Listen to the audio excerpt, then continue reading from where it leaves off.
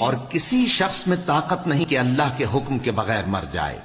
اس نے موت کا وقت مقرر کر کے لکھ رکھا ہے، اور جو شخص دنیا میں اپنے اعمال کا بدلہ چاہے اس کو ہم یہیں بدلہ دے دیں گے، اور جو آخرت میں طالب ثواب ہو اس کو وہاں اجر عطا کریں گے،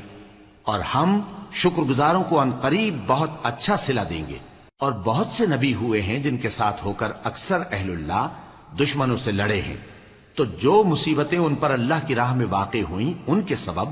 انہوں نے نہ تو ہمت ہاری اور نہ بزدلی کی، نہ کافروں سے دبے، اور اللہ استقلال رکھنے والوں کو دوست رکھتا ہے۔ اور اس حالت میں ان کے منہ سے کوئی بات نکلتی تو یہی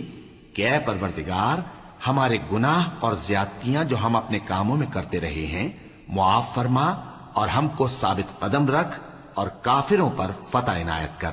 تو اللہ نے ان کو دنیا میں بھی بدلہ دیا اور آخرت میں بھی بہت اچھا بدلہ دے گا، اور اللہ نیکوکاروں کو دوست رکھتا ہے۔ مومنوں، اگر تم کافروں کا کہا مان لوگے تو وہ تم کو الٹے پاؤں پھیر کر مرتد کر دیں گے، پھر تم بڑے خسارے میں پڑ جاؤ گے۔ یہ تمہارے مددگار نہیں ہیں بلکہ اللہ تمہارا مددگار ہے، اور وہ سب سے بہتر مددگار ہے۔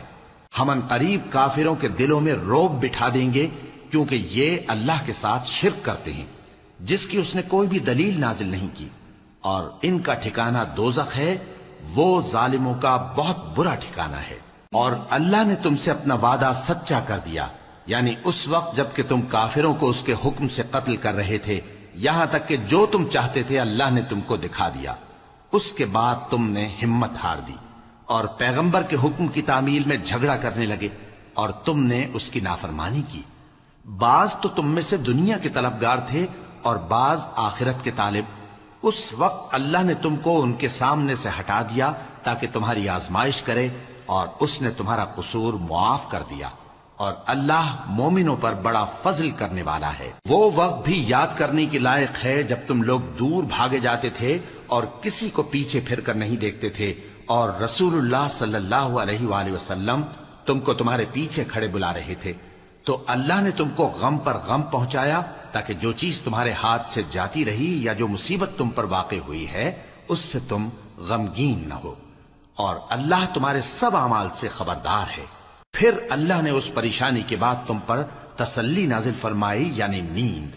کہ تم میں سے ایک جماعت پر طاری ہو گئی، اور کچھ لوگ جن کو جان کے لالے پڑ رہے تھے اللہ کے بارے میں ناحق ایام کفر کے سے گمان کرتے تھے، اور کہتے تھے بھلا ہمارے اختیار کی کچھ بات ہے؟ تم کہہ دو کہ بے شک سب باتیں اللہ ہی کے اختیار میں ہیں۔ یہ لوگ بہت سی باتیں دلوں میں مخفی رکھتے ہیں جو تم پر ظاہر نہیں کرتے تھے۔ کہتے تھے کہ ہمارے بس کی بات ہوتی تو ہم یہاں قتل ہی نہ کیے جاتے۔ کہہ دو کہ اگر تم اپنے گھروں میں بھی ہوتے تو جن کی تقدیر میں مارا جانا لکھا تھا وہ اپنی اپنی قتل گاہوں کی طرف ضرور نکل آتے۔ اس سے غرض یہ تھی